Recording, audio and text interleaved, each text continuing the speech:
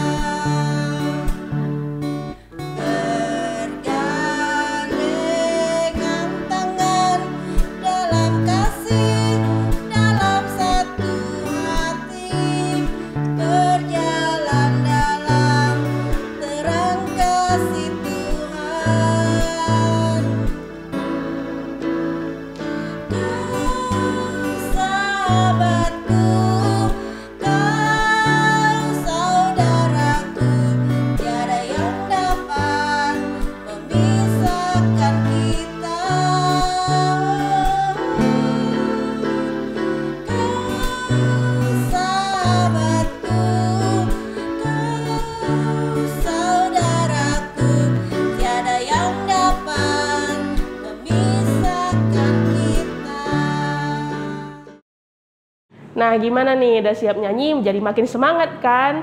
Nah, kita nggak usah berlama-lama untuk memulai ibadah kita. Kita bersatu di dalam doa ya adik-adik. Semuanya ambil posisi berdoanya. Jangan main-main ya kalau berdoa. Yuk kita berdoa. Bapa kami yang bertahta dalam kerajaan surga, puji dan syukur ya Tuhan atas berkat-Mu. Kami dapat kembali bersama-sama mengikuti sekolah minggu kami secara online. Tuhan Yesus, kiranya Engkau memberkati dan mengurapi kami ya Tuhan, agar kami dapat mengikuti sekolah minggu ini dengan baik. Tuhan, kami akan menyerahkan dari awal pertengahan hingga akhirnya ibadah ini hanya ke dalam tangan-Mu saja. Berkati dan lindungilah kami ya Tuhan, agar kami dapat mengikuti sekolah minggu kami dengan khusyuk. Terima kasih Tuhan Yesus. Dalam nama anak-Mu terkasih, Tuhan kami Yesus Kristus, kami berdoa. Amin. Nah, udah pada siap belum ini untuk dengarkan firman Tuhan? Tapi sebelum kita dengarkan firman Tuhan, kita ambil pujian lagi adik-adik, supaya adik-adik siapkan semuanya Alkitabnya. Dan duduk yang manis, kita bernyanyi dulu, nanti kita dengarkan firman Tuhan. Yuk kita sama-sama bernyanyi.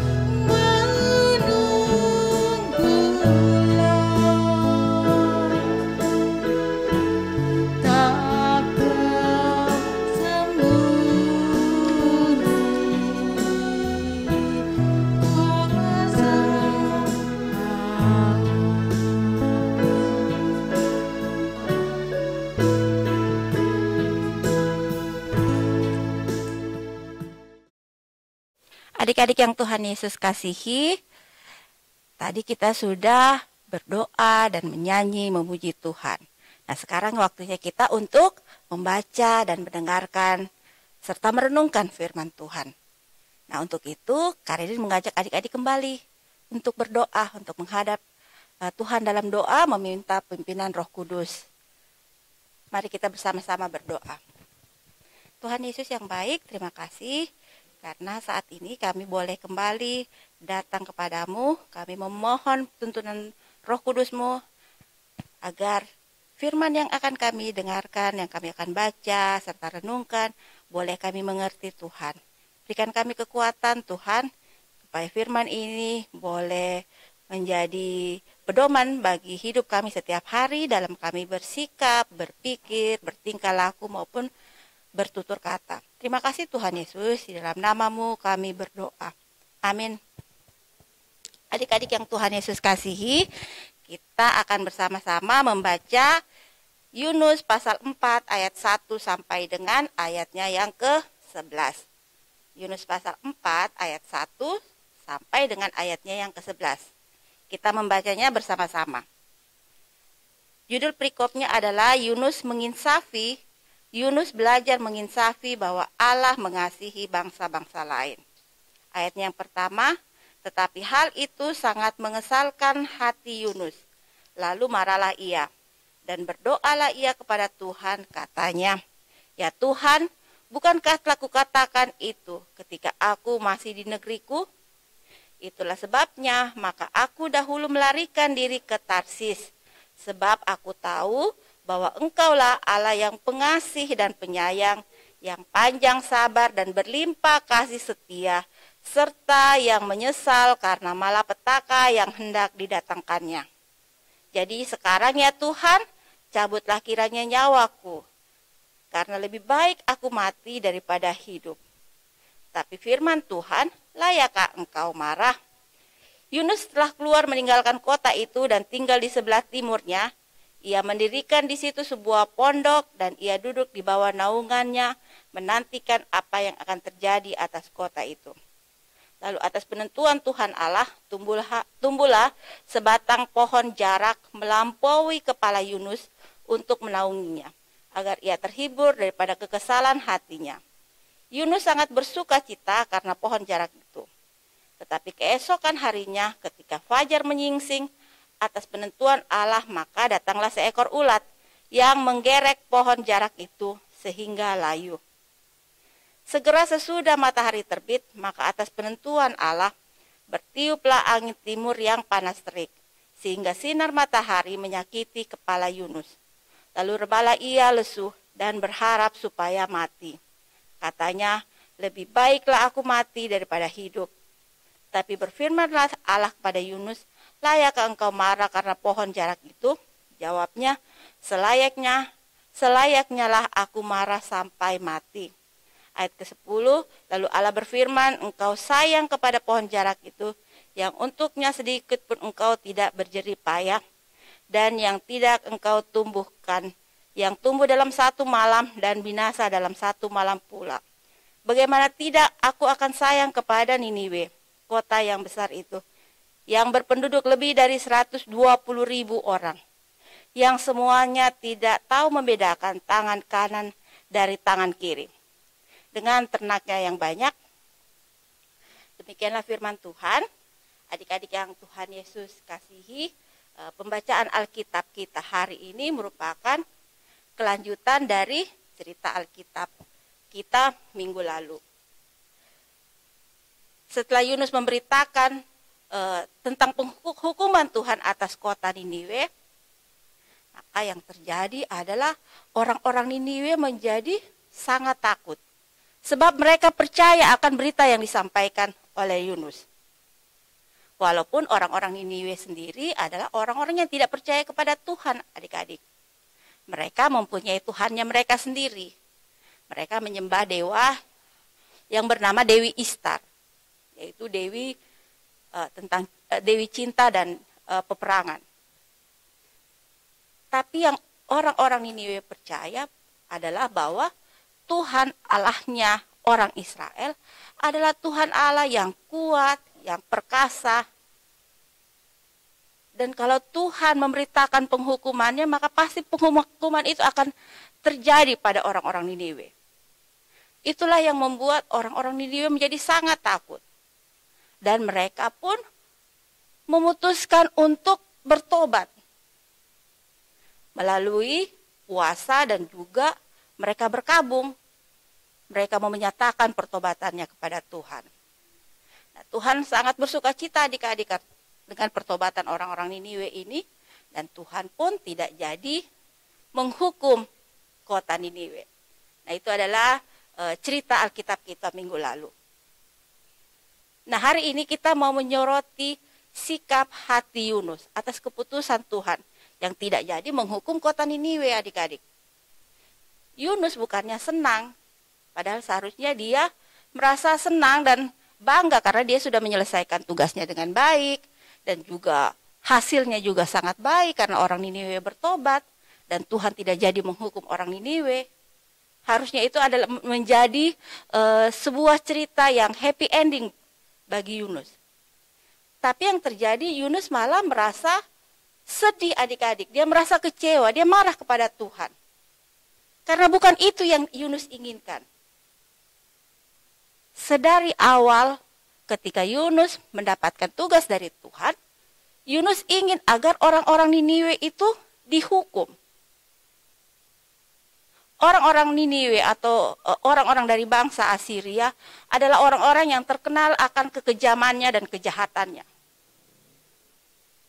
Maka di dalam kitab Nahum pasal 3 ayat 1, kota Niniwe disebut sebagai kota penumpah darah. Itu untuk menunjukkan betapa mereka adalah orang-orang yang kejam dan sadis terhadap bangsa-bangsa yang menjadi tawanan perang mereka.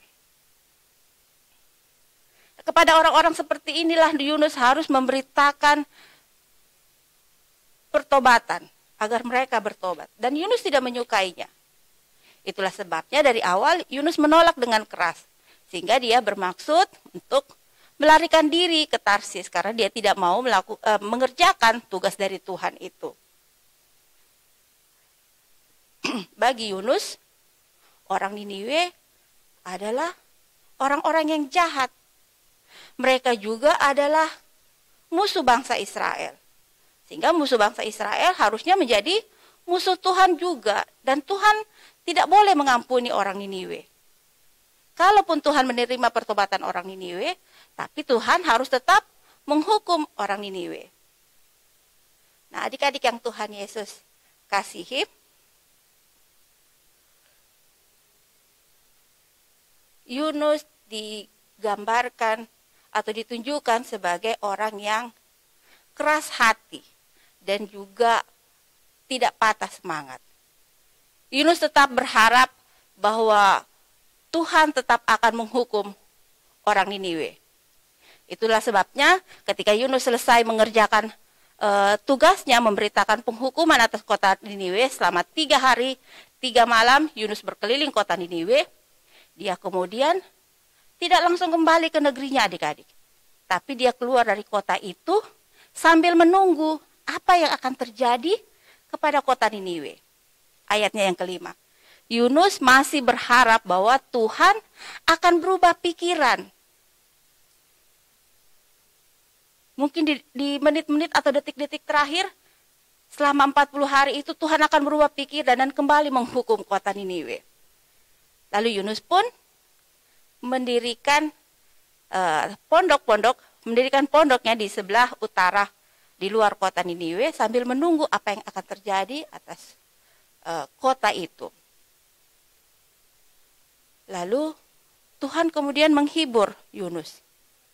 Tuhan menghibur Yunus, menghibur kekesalan hatinya dengan menumbuhkan pohon jarak yang dalam 1 hari bisa tumbuh lebih tinggi dari kepala Yunus, sehingga pohon jarak itu bisa membuat Yunus dapat berteduh dari sengatan sinar matahari. Pohon jarak ini menolong Yunus untuk menenangkan dirinya, sehingga dia bisa sedikit lebih tenang. Tapi itu tidak berlangsung lama, adik-adik.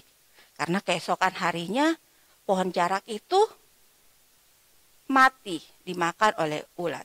Dan semua ini terjadi oleh karena Tuhan yang merencanakannya. Melalui kisah pohon jarak yang mati dalam satu hari, yang tumbuh dalam satu hari dan kemudian mati, Tuhan mau membentuk Yunus, mengajarkan Yunus tentang sikap hatinya kepada pertobatan yang terjadi di Niniwe.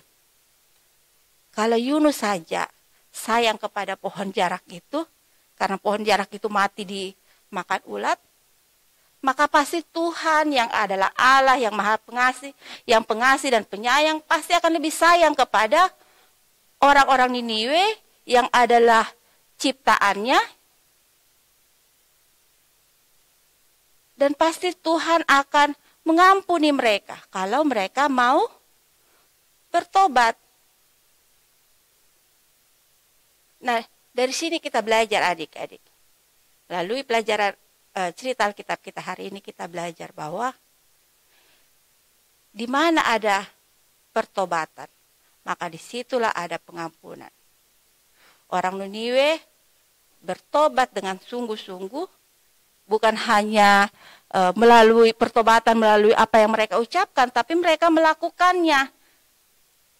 Mereka menunjukkan pertobatan itu melalui sikap hidup mereka. Itulah sebabnya Tuhan mengampuni mereka, mengampuni orang-orang Niniwe. Dan sikap hati Yunus yang tidak menerima pertobatan orang Niniwe, yang masih berharap Tuhan menghukum orang Niniwe, itulah yang mau diubah juga oleh Tuhan. Nah, adik-adik yang Tuhan Yesus kasihi, Yunus gagal dalam memahami kasih Allah. Bagi Yunus, kasih Allah itu hanya untuk orang-orang umat pilihannya saja, untuk orang Israel. Itulah sebabnya maka Tuhan menolong Yunus, menyelamatkan Yunus dari kematian. Yunus gagal memahami bahwa kasih Allah itu menjangkau semua orang, semua ciptaan Tuhan. Bahkan kalau di ayat 11 dikatakan, bahkan ternak orang Niniwe pun diperhitungkan Tuhan. Tuhan datang bukan hanya untuk orang Israel saja, tapi juga untuk bangsa-bangsa lain. Tuhan juga mengasihi mereka. Tuhan datang bukan untuk orang yang baik saja adik-adik, orang yang percaya kepada Tuhan saja, tetapi bahkan orang yang jahat sekalipun, yang tidak percaya Tuhan sekalipun, Tuhan ada dan hadir untuk mereka. Dan Tuhan juga mau mengampuni mereka kalau mereka bertobat.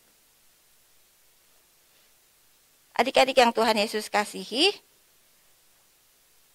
sikap hati yang dimiliki oleh Yunus itu seringkali juga terjadi dalam kehidupan kita setiap hari.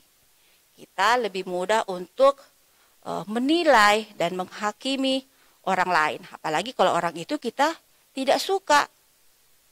Kita mengelompokkan orang-orang yang menjadi kawan kita atau yang kita mau berteman dengan dia berdasarkan yang kita suka atau yang kita tidak suka. Yang kita tidak suka, pastilah kita tidak mau berteman dengan mereka. Kita mau menilai orang lain itu berdasarkan pemikiran kita, berdasarkan kacamata kita. Sama seperti Yunus. Nah, hari ini kita belajar bahwa sikap hati yang dimiliki Yunus itu tidak berkenan pada Tuhan. Itulah yang Tuhan ingin rubah. Tuhan mau Yunus juga mau menerima menerima dan mengampuni orang yang lain. Sama seperti Tuhan mengampuni orang Niniwe, maka Yunus pun juga harus menerima pertobatan dari orang Niniwe. Nah, adik-adik, demikian cerita Alkitab kita hari ini. Kita akan berdoa. Mari kita bersama-sama berdoa. Terima kasih Tuhan untuk firman-Mu yang kami dengarkan hari ini. Ajar kami untuk mengoreksi sikap hati kami yang seringkali tidak berkenan kepadamu. Tuhan kiranya mau mengampuni kami.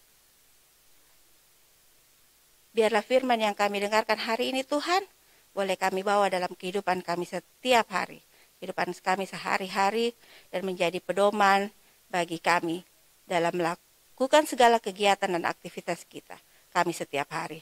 Dalam nama-Mu kami berdoa. Amin. Nah, adik-adik, kita akan melanjutkan ibadah kita yang akan dipimpin oleh Bang Okta. Baiklah adik-adik, kita sama-sama mengucapkan pengakuan iman rasuli kita. Kita sama-sama mengucapkannya. Aku percaya kepada Allah Bapa yang Maha Kuasa, Khalik langit dan bumi, dan kepada Yesus Kristus anaknya yang tunggal Tuhan kita, yang dikandung daripada Roh Kudus, lahir dari anak darah Maria, yang menderita di bawah pemerintahan Pontius Pilatus, disalibkan, mati dan dikuburkan, turun ke dalam kerajaan maut, pada hari yang ketiga bangkit pula dari antara orang mati, naik ke surga, duduk di sebelah kanan Allah, Bapa yang Maha Kuasa, dan akan datang dari sana untuk menghakimi orang yang hidup dan yang mati. Aku percaya kepada Roh Kudus, gereja yang kudus dan am, persekutuan orang kudus, pengampunan dosa, kebangkitan daging, dan hidup yang kekal. Baiklah adik-adik, ada pemberitahuan bagi kita saat ini. Untuk Papa dan Mama yang sedang menemani adik-adik kita saat ini, jika ingin memberikan persembahan, boleh disampaikan ke gereja lewat sekretariat kita. Dan juga boleh juga ingin memberikan persembahan lewat keris yang akan ditampilkan di layar kita pada saat ini. Untuk itu, ada satu ayat bagi kita sebagai dasar persembahan yang diambil dari 2 Korintus 9 ayat 7. Dasar persembahan kita 2 Korintus 9 ayat 7. Hendaklah masing-masing memberikan menurut kerelaan hatinya, jangan dengan sedih hati atau karena paksaan, sebab Allah mengasihi orang yang memberi dengan sukacita. Demikianlah firman Tuhan. Kita akan melanjutkan dengan pujian, hidup ini adalah kesempatan. Mari kita sama-sama memuji Tuhan.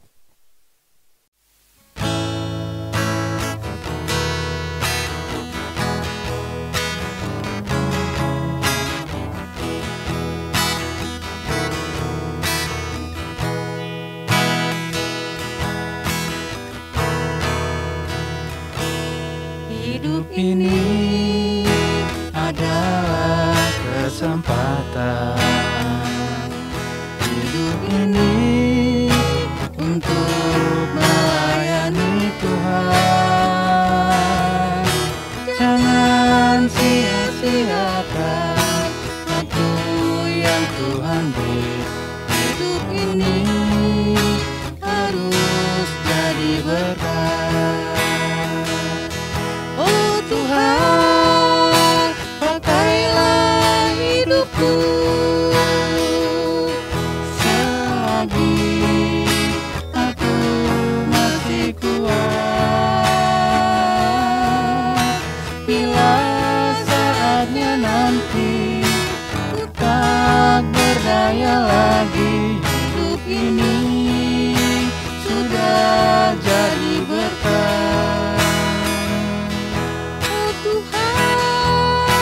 Pakailah hidupku selagi aku masih kuat.